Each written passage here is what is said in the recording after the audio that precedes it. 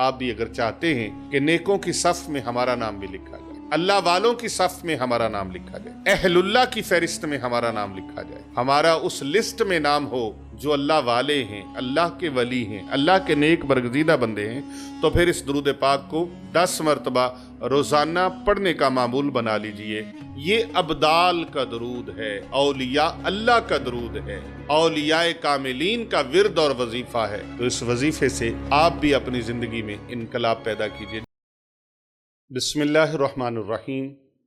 السلام علیکم ورحمۃ اللہ وبرکاتہ۔ آج میں اپنے ناظرین کے لیے ایک بہت خوبصورت وظیفہ لے کے حاضر ہوں۔ یہ وظیفہ جو ہے یہ ان لوگوں کے لیے ہے جو لوگ چاہتے ہیں کہ ہم اللہ کے نیک بندے بن جائیں۔ بعض لوگ ایسے ہیں جو نیک بننا نہیں چاہتے، نیک دکھنا چاہتے ہیں۔ یہ ان لوگوں کے لیے ہے جو نیک بننا چاہتے ہیں، جو چاہتے ہیں کہ ہمیں مقام ولایت مل جائے، ہم اللہ کے پیارے بن جائیں، اللہ کے ولی بن جائیں، بلکہ ابدال کا مقام پا لیں۔ تو یہ ان کے لیے ہے۔ یہ وظیفہ بتانے والی شخصیت، یہ وظیفہ بتانے والی ہستی، یہ وظیفہ بتانے والی ذات وہ کون سی ہے، میں تعارف کرواتا ہوں آپ کو۔ پہلے رسول پاک صلی اللہ علیہ وآلہ وسلم، جان جہان کائنات، محسن مخلوقات، پروردگار عالم کے پیارے حبیب حضرت محمد مصطفیٰ صلی اللہ علیہ وآلہ وسلم کا فرمان عالی شان سن لیجئے۔ حضور صلی اللہ علیہ وآلہ وسلم نے فرمایا، کوئی دعا ایسی نہیں ہے کہ دعا اور اللہ تعالیٰ کے درمیان پردہ نہ ہو۔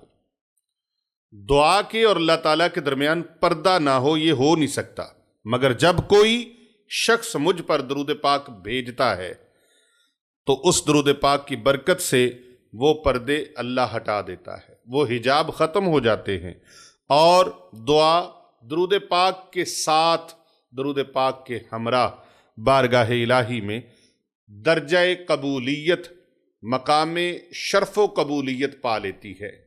اور اگر کوئی شخص دعا مانگنے کے ساتھ مجھ پر درود پاک نہیں بھیجتا تو نبی پاک صلی اللہ علیہ وآلہ وسلم نے فرمایا، جو شخص دعا مانگتے ہوئے مجھ پر درود نہ بھیجے، اللہ اس کی دعا کو قبول نہیں فرماتے، بلکہ اس کی دعا کو واپس لوٹا دیا جاتا ہے، الٹی اس کی دعا کو پھیر دیا جاتا ہے۔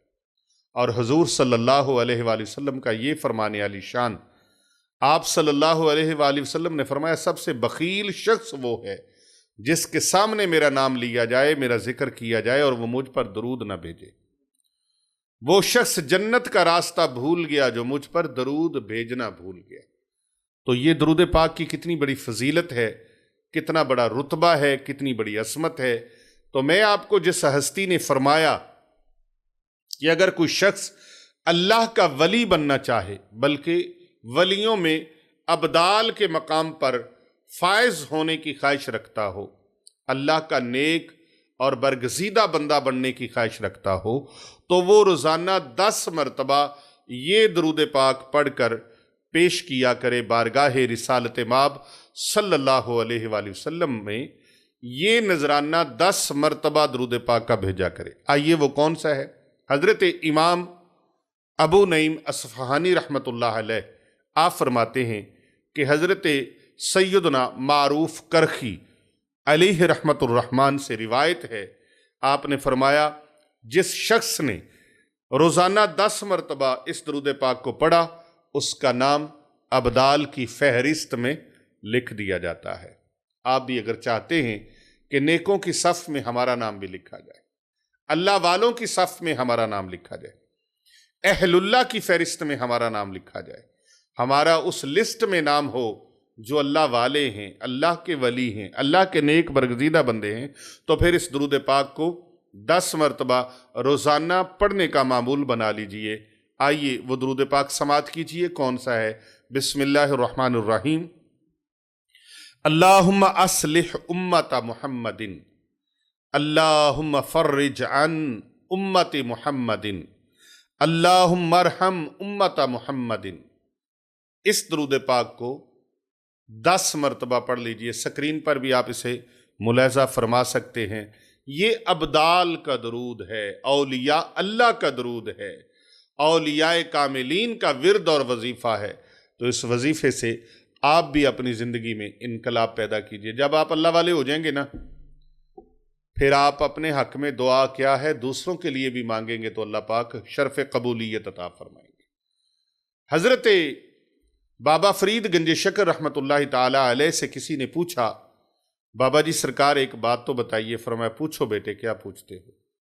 عرض کی حضور آپ جو بھی دعا اللہ کی بارگاہ میں عرض کرتے ہیں اللہ سبحانہ و تعالیٰ کی طرف سے قبول ہو جاتی ہے۔ آپ نے فرمایا او اللہ کے بندے، ہم نے 40 سال تک اسی کی مانی ہے، اللہ کی مانی ہے۔ ہم نے اپنی ترجیحات کو چھوڑ دیا، اپنی ترجیحات کو مقدم نہیں رکھا، جو اللہ کا فرمان ہے اسی طرح کیا، جو اللہ کی چاہت ہے اسی طرح کیا۔ اب اس نے کرم فرما دیا ہے، اس نے مہربانی فرما دی، اس کا دریائے رحمت اب جوش میں آ گیا، کرم نواسیوں کی انتہا ہو گئی۔ وہ کیا کہ اب جو اللہ کی بارگاہ میں ہم عرض کرتے ہیں اللہ سبحانہ و تعالیٰ اسے پورا فرما دیتے ہیں۔ تو بھائی آپ بھی اللہ کے ہو جائے نا۔ جو شخص اللہ کا ہو جاتا ہے، اللہ کی بنائی ہوئی ہر چیز اسی کی ہو جاتی ہے۔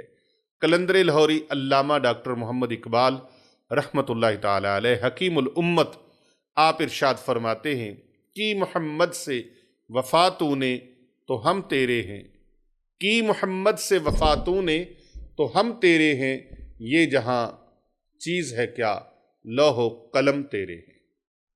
کر بھلا ہو بھلا ہوتا ہے بھلے کا بھلا۔ جب آپ دوسروں کا بھلا کریں گے اللہ سبحانہ و تعالیٰ آپ کا بھلا فرما دیں گے۔